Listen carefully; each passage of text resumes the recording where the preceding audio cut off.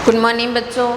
Class BSc second year और BSc BEd first year के लिए फिजिकल केमिस्ट्री का हमारा टॉपिक फेज इक्विलिब्रियम, जिसके पार्ट नंबर 10 तक हमने कर लिया था और आज हम पार्ट नंबर 11 की बात कर रहे हैं। और हमारा जो टॉपिक चल रहा था वो बापाश्वन विधि।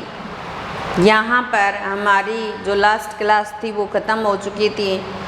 तो बापाश्वन विधि, जब दो अमिश्रणीय द्रव हमारे पास में हैं और उनके क्वथनांक हम ज्ञात करते हैं तो उनके क्वथनांक ज़्यादा होते हैं, और जब हम उनको आपस में मिलाते हैं और मिला करके जब क्वथनांक ज्ञात करते हैं तो उनके क्वथनांक अधिक आते हैं।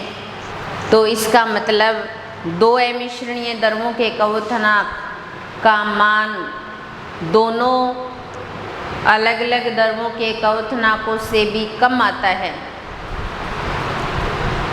तो उनके जैसे यहाँ पर हम एनिलीन और जल की बात करें तो एनिलीन का जो क्वथनांक होता है वो 180 डिग्री होता है क्वथनांक बिंदु, और जल का 100 डिग्री सेंटीग्रेड टेम्परेचर होता है। जब इन दोनों को मिलाया जाता है तो 98.6 डिग्री सेंटीग्रेड टेम्परेचर क्वथनांक का मान आता है। तो पहले जो दोनों द्रव है उनसे इनका मान क्या आता है, कम आता है। तो ये जो पात्र है इसके अंदर जल भरा, हमने गर्म किया, वाष्प बनी, उस वाष्प को राउंड बॉटम फ्लास्क के अंदर भेजा जहाँ अशुद्ध अमिश्रणीय द्रव भरा हुआ है उसको भी गर्म किया। वाष्प सग्नित्र में आई, सग्नित्र में ठंडा किया क्योंकि उसके चारों ओर पानी चल रहा है, और जैसे ही ठंडा हुआ बूंद बूंद मन करके और इस ग्राइन फ्लास्क के अंदर दो पृथक प्रत्यय के रूप में पृथक हो गया, एक शुद्ध द्रव और दूसरा जल। तो जो द्रव पदार्थ है उसको हम शुद्ध भी कर सकते हैं बापाश्वन विधि के द्वारा। अब इन दोनों की अलग अलग मात्राएं ज्ञात कर सकते हैं। अभी हमने अमिश्रणीय द्रवों की लास्ट क्लास में बात की थी, तब हमने पदार्थ की मात्रा WA बटा में WB ज्ञात की थी। तब हमने PA नोट बटा में PB नोट इंटू में MA इंटू में बटा में MB ये बात की थी हमने। तो जैसे हमें जल की मात्रा ज्ञात करनी है और बटा में हमें एनिलीन की मात्रा ज्ञात करनी है, एनिलीन की मात्रा ज्ञात करनी है, तो जल का जो वाष्प दाब होता है वो होता है 717 mmHg, ठीक है। इंटू में मोलिकुलर वेट कितना हो जाएगा, 18 हो जाएगा। और जो एनिलीन है उसका वाष्प दाब होता है 43 और इंटू में उसका मोलिकुलर वेट 93। तो इसके द्वारा हम इनकी मात्राएं ज्ञात कर सकते हैं। ये था बापाश्वन विधि। उसके बाद में इस चैप्टर का एक ही लास्ट टॉपिक बचा है। शायद इस क्लास में हमारी इस चैप्टर का समापन हो जाए, नहीं तो नेक्स्ट क्लास में तो हो जाएगा। शायद कोशिश करेंगे हम यही करने की। उसके बाद में आता है नैनसेरेट का वितरण नियम। अब एक तो नैनसेरेट इक्वेशन भी पढ़ी हुई है आपकी और एक है नैनसेरेट का वितरण नियम। दोनों अलग अलग चीज़ें हैं, कभी भी एक दूसरे के साथ में मिलाने की कोशिश मत करना, क्योंकि नैनसेरेट का वितरण नियम अलग चीज़ है और नैनसेरेट की इक्वेशन अलग चीज़ है।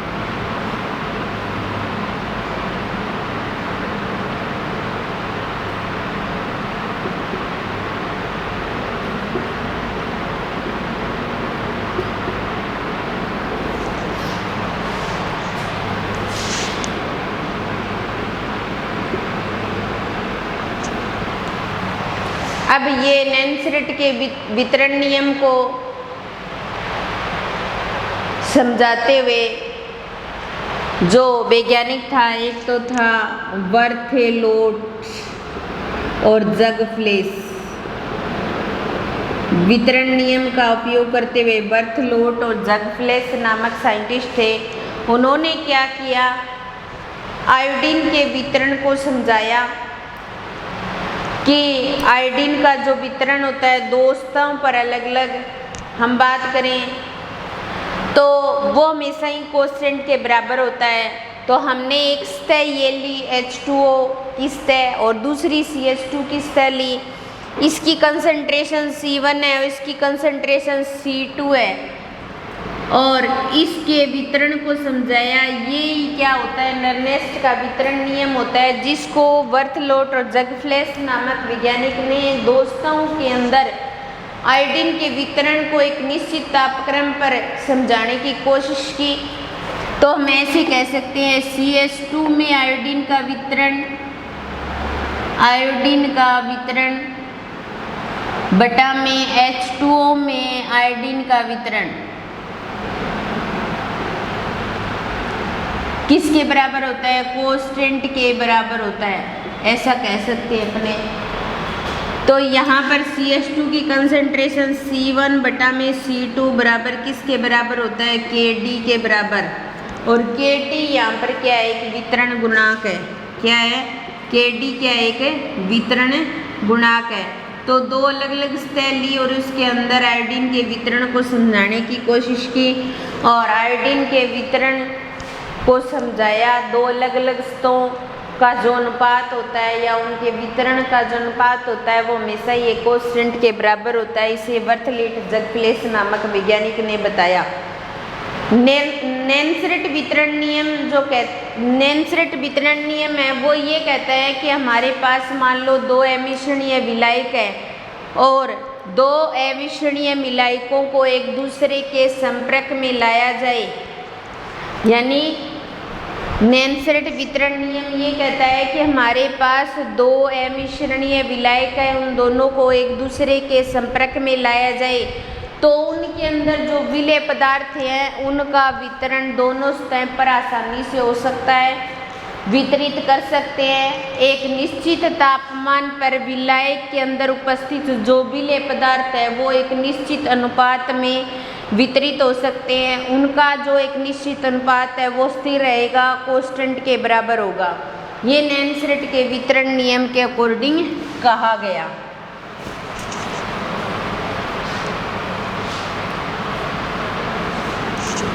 फिर उसके बाद में वितरण नियम का ऊष्मागतिकीय व्युत्पन्न।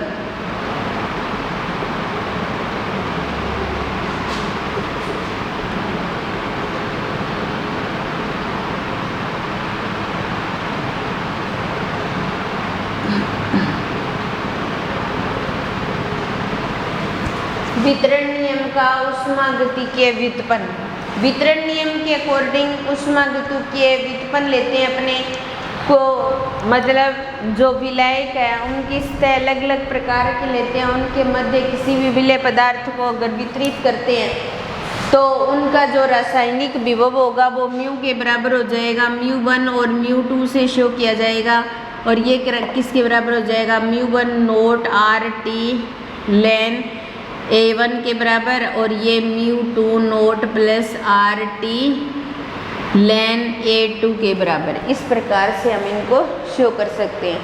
अगर दोनों को बराबर कर दिया जाए, हम ऐसा लिख दें μ1 बराबर μ2, ऐसा लिख दें तो यहाँ तो आ जाएगा μ1 नोट RT ln A1 बराबर μ2 प्लस RT ln A2 और ln A1 बटा में ln A2, तो हम इसको सीधा ही लिख सकते हैं ln A1 बटा में A2 बराबर μ2 नोट माइनस μ1 नोट बटा में RT, इसके बराबर कर सकते हैं अपने। अब हम कह रहे हैं वितरण नियम के अकॉर्डिंग कि जो यहाँ पर A1 A2 एक्टिविटी को शो कर रहे हैं, हम कह रहे हैं कि जो पदार्थ है उनका अनुपात है, वितरण का जो अनुपात है वो हमेशा ही कांस्टेंट के बराबर होता है। तो हम ऐसा कह सकते हैं ln A1 बटा में A2 बराबर क्या हो जाएगा, कांस्टेंट हो जाएगा। या फिर हम ऐसा कह सकते हैं कि ln A1 बटा में A2 बराबर हो जाएगा C1 बटा में C2 बराबर KT, वितरण गुणांक कांस्टेंट के बराबर ले सकते हैं क्योंकि एक की कंसंट्रेशन हम C1 ले लें और दूसरे की कंसंट्रेशन C2 ले लें तो वो KD के बराबर हो जाएगा। तो यहाँ ln A1 बटा में A2 mu 2 note minus mu 1 note बटा में RT। तो ln A1 A1 बटा में A2 बराबर क्या हो जाएगा, कोस्टेंट।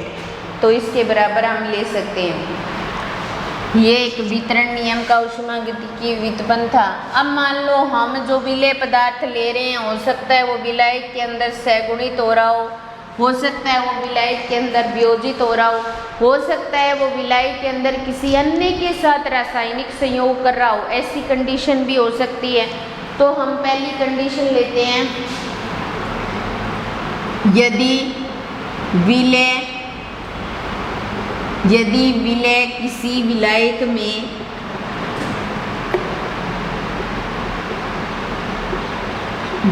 में सहगुणित हो रहा हो, यदि विलेय किसी विलायक में सहगुणित हो रहा हो, हमारे पास विलायक है और वितरण नियम के अकॉर्डिंग कुछ विलेय पदार्थ ऐसे हैं जो सहगुणन कर रहे हैं, एक में सहगुणन कर रहे हैं, सहगुणित करेंगे तो आपस में जुड़ जाएंगे। तो हम ऐसा लिख सकते, इसके लिए एक डायग्राम बनाते हैं।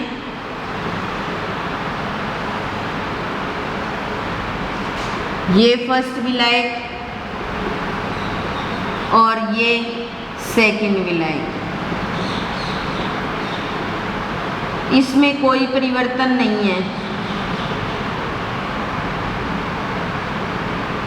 और इसमें क्या हो रहा है, सहगुणन हो रहा है, मतलब इसमें कोई परिवर्तन नहीं है। तो इसकी कंसंट्रेशन जैसी थी वैसी रहेगी। तो मान लो हमारे पास ये X है और ये NX है, यहाँ पर कंसंट्रेशन C1 है और ये सहगुणित हो रहे हैं और XN बना रहे हैं। तो इसकी कंसंट्रेशन C2 और इसकी C3। तो अब देखो यहाँ तो कंसंट्रेशन C1 है, यहाँ C2 है, यहाँ C3 है। तो हम क्या करते हैं, टोटल कंसंट्रेशन इस विलायक की क्या मान लेते हैं, C2 मान लेते हैं। भी फर्स्ट विलायक में कोई परिवर्तन नहीं आ रहा, विलेय वो जैसा है वैसे ही रह रहा है और सेकंड विलायक के अंदर जो विलेय पदार्थ है वो आपस में जुड़ रहा है, सहगुणित हो रहा है और सहगुणित होकर के ये कंडीशन आ रही है और उनकी कंसंट्रेशन भी अलग अलग है। तो हम क्या करते हैं, दो विलायक लिए हमने फर्स्ट और सेकंड, जिसमें फर्स्ट के अंदर कोई चेंज नहीं है और सेकंड के अंदर हमने क्या किया, विलायक के अंदर सहगुणन करवाया और सहगुणन करवाने के बाद में इसकी कंसंट्रेशन C2 हो गई। लेकिन पहले हमारी विलायक की कंसंट्रेशन C1 व C3 थी। तो हम ऐसा लिख सकते हैं ना कि पहले की कंसंट्रेशन और दूसरे की कंसंट्रेशन बराबर किसके बराबर हो जाएगी, K के बराबर, KT के बराबर या फिर K1 के बराबर। नंबर 1 इक्वेशन, पहले कंसंट्रेशन C1 और C3 थी, बाद में सहगुणित होकर के C2 हुई है।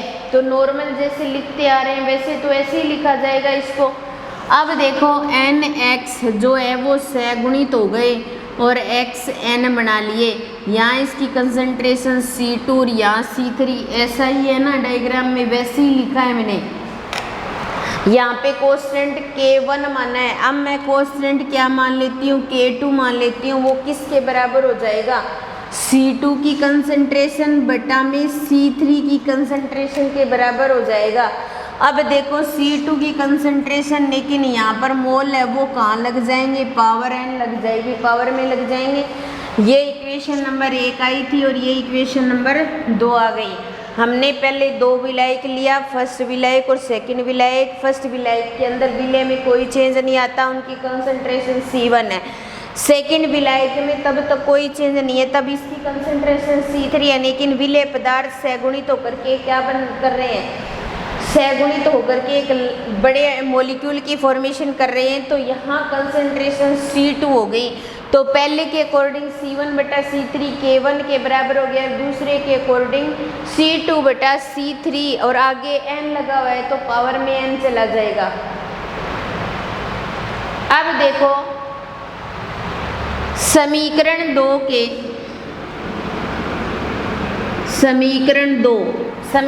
2 में n लगा हुआ है, तो समीकरण 2 के दोनों तरफ दोनों तरफ n मतलब n लगा हुआ है तो n मूल लेने पर n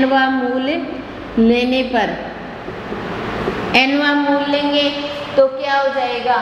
अब हमारे पास ये है n k2 हो जाएगा बराबर n मूल लेंगे तो यहाँ पर हो जाएगा n अंडरूट c2 n मूल लिए और c3 सीधा आ जाएगा क्योंकि c3 के n मूल लगा हुआ है और n मूल से n मूल कैंसिल हो जाएगा। अब देखिए यहाँ पर क्या आ गया, c3 आ गया। ठीक है, अब हमें यहाँ पर क्या करना है, c3 का मान निकालना है। तो c3 का मान निकालने के लिए हमें क्या करना पड़ेगा। अब देखो पहले एक मिनट रुको, ये आ गया n k2 और ये किसके बराबर हो जाएगा, k3 के बराबर हो जाएगा क्योंकि एक और कांस्टेंट ले लेंगे हम। ये किसके बराबर हो जाएगा, k3 के बराबर हो जाएगा। तो हम यहाँ से उठा लेंगे n अंडरूट c2 बटा में c3 बराबर क्या ले लेंगे, k3 ले लेंगे और n अंडरूट c2 और ये k3 यहाँ ले आए और यहाँ क्या आ जाएगा c3। तो c3 का मान आ गया हमारे पास और इस c3 के मान को इक्वेशन 1 में रखेंगे। तो c3 के मान को इक्वेशन 1 में रखने पर तो यहाँ पे आ जाएगा c1 बटा में अंडरूट n c2 और बटा में इंटू में k3, ये आ जाएगा किसके बराबर, k1 के बराबर। किसके बराबर, k1 के बराबर। और अब देखो ये हमारे पास में इक्वेशन आ गई और इस इक्वेशन के द्वारा हम किसी भी जो हमारे पास में जो c1 और n c2 बटा में k3, तो यहाँ पर आ गया c1 बटा में n c2 इंटू में k3। अब देखो k3 को हम उधर लेकर जाएं तो यह आ जाएगा c1 बटा में n अंडरूट c2 बराबर k1 बटा में k3। ये इक्वेशन बन जाएगी इसके द्वारा। तो अब भी इनका अनुपात कोष्टेंट के बराबर ही हुआ है। अब इनका अनुपात कोष्टेंटों के अनुपात के बराबर हो गया। कोष्टेंटों के अनुपात के बराबर हो गया तो भी k ही आएगा ना। तो नेनसरट जो वितरण नियम है वो यही कहता है कि किसी भी विलायक के अंदर विलेय के वितरण को समझाया जाए तो उनकी जो सांद्रताओं का जो अनुपात होता है वो हमेशा ही कोष्टेंट के बराबर होता है। तो ये k1 बटा में k3 c1 सांद्रता ले ली और यहाँ c2 ली है तो n अंडरूट c2 ले ली, मतलब टोटल सांद्रता हमने c2 ली है तो इनके अनुपात के बराबर हो जाएगा। ये तब हुआ तब ये क्या कर रहा है, सहगुणन कर रहा है।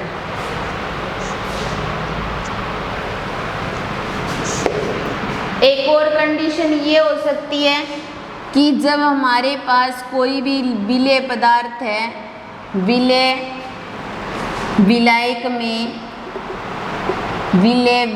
में वियोजन हो रहा हो, विलेय का विलायक में वियोजन हो रहा हो।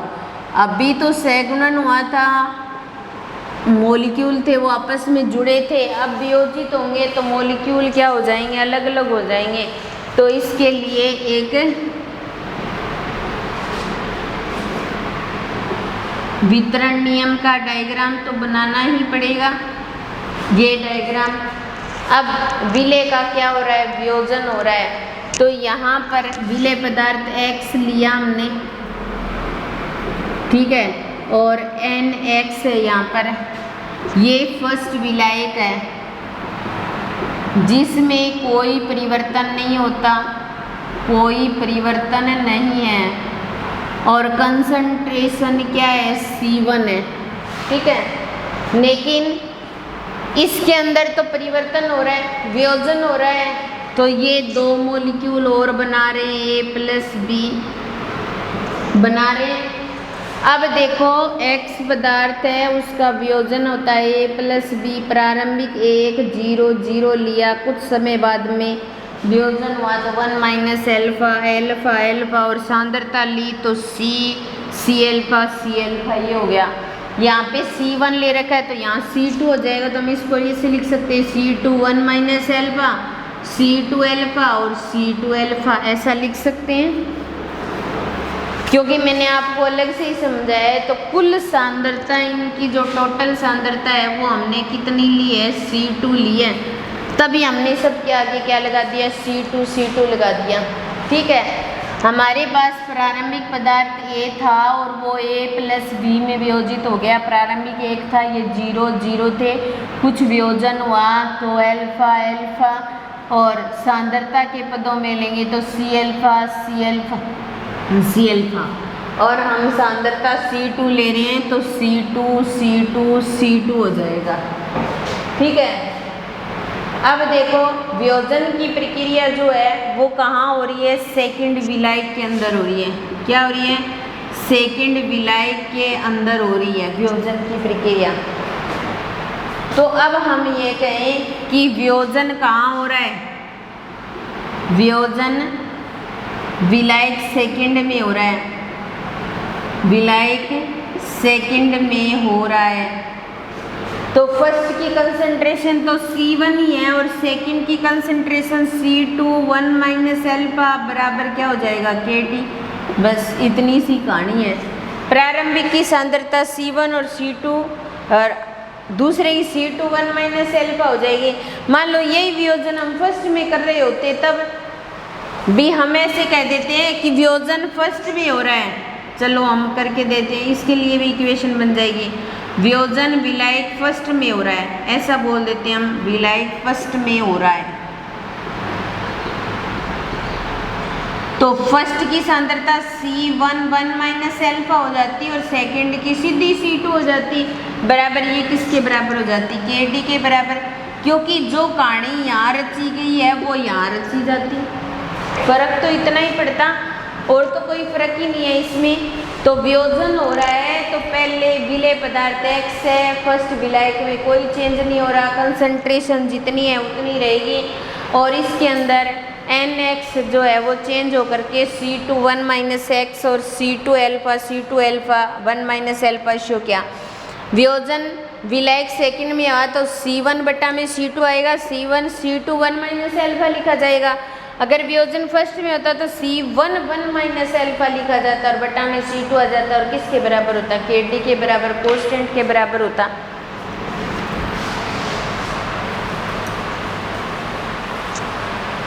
तो ये क्या है, विलायक का वियोजन हुआ, संघनन हुआ, अलग अलग कहानी हमने देखी। अब देखो ये लास्ट है, जब विलेय, इस चैप्टर का ही लास्ट टॉपिक है, विलेय विलायक में किसी से रासायनिक संयोग कर रहा हो, विलायक में किसी से रासायनिक संयोग कर रहा हो। भी पहले क्या किया था, संघनन किया था, फिर वियोजन किया था, अब रासायनिक संयोग कर रहा है, रासायनिक संयोग कर रहा है। तो इसके लिए डायग्राम बना लेते हैं। फर्स्ट विलायक कोई चेंज नहीं,